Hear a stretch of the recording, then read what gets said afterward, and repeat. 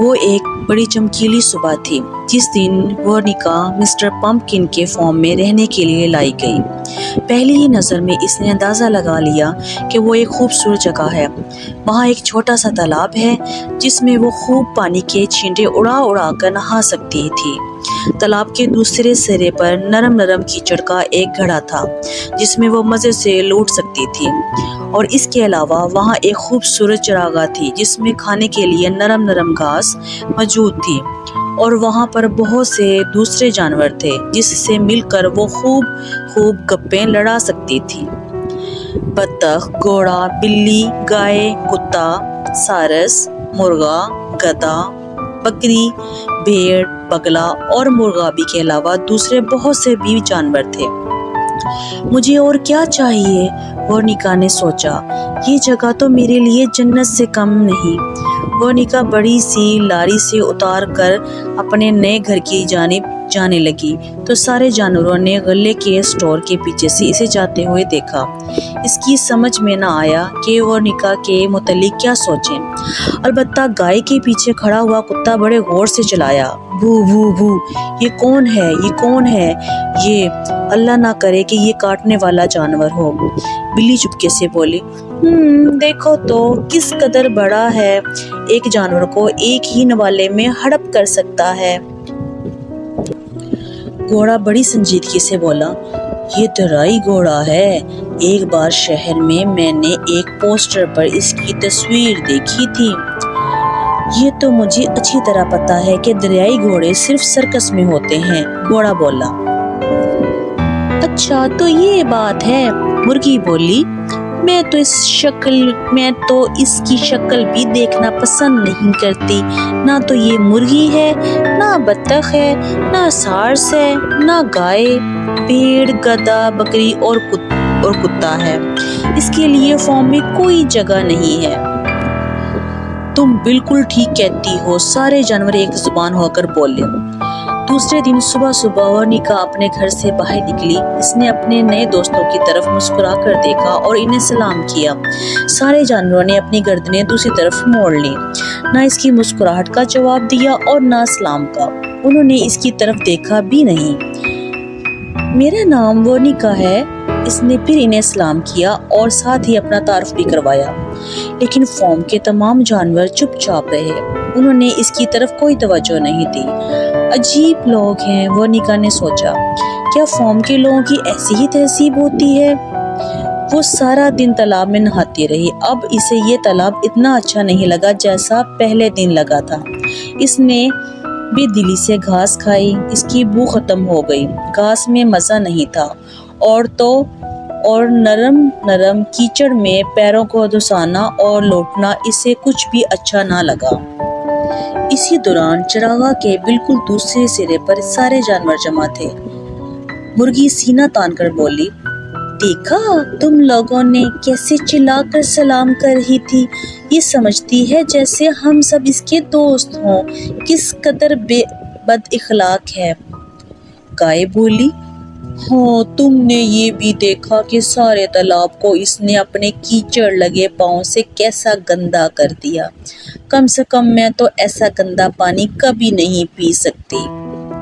گھوڑا بولا، اور یہ تو دیکھو وہ اسے بڑے بڑے پاؤں سے گھاس کو کیسا کچل دیتی ہے، ایسی گندی گھاس ہم کس طرح کھا سکتے ہیں، اور اس کی شکل تو دیکھو کس قدر مکروہ ہے، بگلا بولا۔ اور تو اور نام بھی بہت خراب ہے، بلی نے چپکے سے کہا۔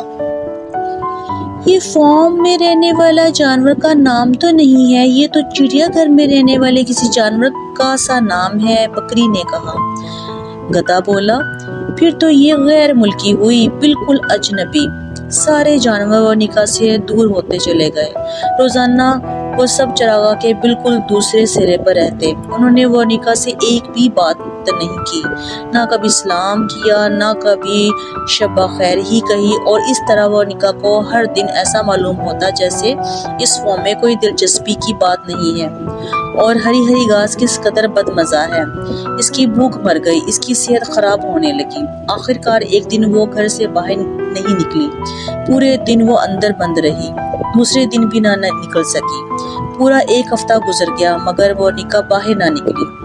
ایک دن صبح صبح گھوڑا بہت پریشان سا ہو کر کہنے لگا، آخر وہ گھر میں کیوں بیٹھ گئی ہے، باہر کیوں نہیں نکلتی، پتہ نہیں کیا بات ہے۔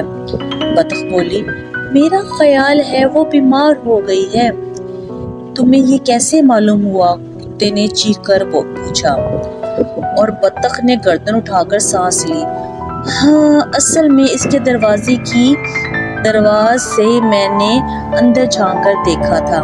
میں نے بھی اس کے گھر میں جھانک کر دیکھا تھا، مرغی نے بھی اعتراف کیا۔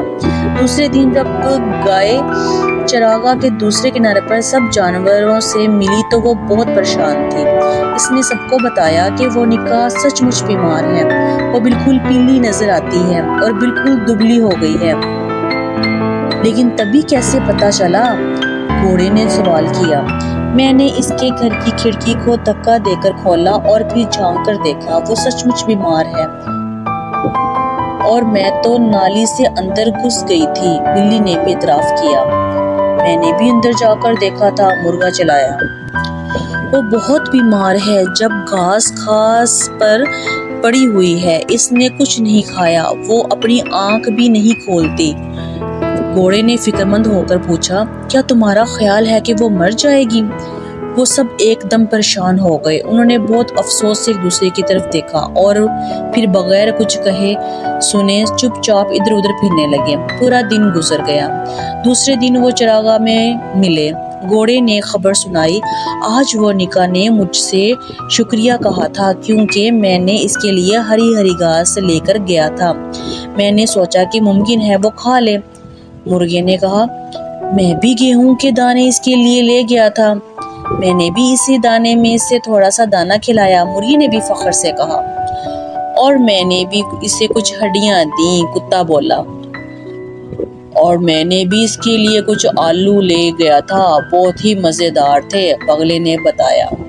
دوسرے دن چراگاہوں میں سب سے پہلے گدھا آیا اور زمین پر خوشی سے لوٹنے لگا، وہ بہت بیوقوف دکھائی دے رہا تھا۔ بکری اس کے پاس آئی اور پوچھا، کیا بات ہے، تم اتنے خوش کیوں ہو؟ وہ انجان بن کر بولا، کوئی خاص بات تو نہیں، آج کی صبح بہت اچھی ہے، اور تمہیں پتہ ہے آج کیا ہوا؟ وونیکا نے آج اپنی آنکھ کھولی اور مجھے صبح کا سلام بھی کہا، بس اس لیے میں خوش ہوں۔ بطخ فوراً گردن اکڑا کر آگے بڑھی اور کہنے لگی، آج میں نے اسے دودھ میں بھیگی ہوئی روٹی دی تھی، اس نے ساری کی ساری کھا لی، اب اس کی طبیعت ٹھیک ہے۔ وہ سب ایک دم چلا کر بولے، اب وہ جلدی اچھی ہو جائے گی۔ تمام دن وہ سب ادھر ادھر گھومتے رہے، خوشی کے مارے ان کی سمجھ میں نہ آیا کہ ایک دوسرے سے کیا بات کریں۔ وہ اتوار کا دن تھا جب وونیکا باہر نکلی اور پانی کے گھڑے کی طرف جانے لگی۔ ان سب نے ایک ساتھ اس کی طرف دیکھا، وہ سب اس کا انتظار کر رہے تھے۔ وہ دیکھو، وہ پانی میں اتر گئی، وہ وونیکا ہے، وہ اچھی ہو گئی۔ وہ سب ایک دم چلائے، ناچتے کودتے بھاگتے ہوئے سب اس کی طرف بڑھے۔ سلام وونیکا، سلام، ہم اپنی اس چراگاہ میں تمہارا خیر مقدم کرتے ہیں۔ وونیکا نے چلا کر ان کے سلام کا جواب دیا اور بے حد فراخ دلی سے مسکرائی۔ اس کے بڑے بڑے ہونٹوں پر مسکراہٹ پھیلتی چلی گئی، وہ بہت خوش تھی۔ کتا بڑے فلسفانہ انداز میں بولا، اس کی مسکراہٹ کس قدر پیاری ہے، اس سے معلوم ہوتا ہے کہ وہ کس قدر مہربان ہے۔ بگلا کہنے لگا، اس کی آنکھیں ہرن کی طرح خوبصورت ہیں۔ گائے بولی، ہاں، اگر وہ پانی گندا کرتی ہے تو کرنے دو، میں پرواہ نہیں کرتی، آخر میں بھی تھوڑا بہت پانی گندا کرتی ہی ہوں۔ گھوڑا ہنہرانے لگا، میرا بھی یہی خیال ہے، گھاس کھڑی رہے یا اس کے بڑے پیروں سے کچل جائے، مزہ تو وہی رہے گا نا۔ اور دریائی گھوڑا، किस कदर प्यारा नाम है, बतख ने ऐलान किया। मुझे तो ये नाम बहुत पसंद है, मुर्गी बोली। कुकड़ू कुड़ू मुर्गा जोर से चिल्लाया, ये हमारी है, हमारी अपनी। वो सब बहुत खुश थे। मिस्टर पम्पकिन के फॉर्म में इससे पहले इतना अच्छा दिन कभी नहीं निकला था। मोनिका ने सोचा, ये फॉर्म बहुत खूबसूरत है, अब मुझे और क्या चाहिए।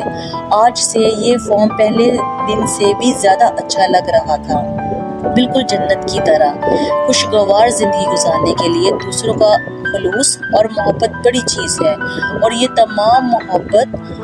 तमाम मुझसे मोहब्बत करते हैं। तो बच्चों, आपने इस कहानी से क्या सीखा कि मोहब्बत बहुत बड़ी चीज़ होती है।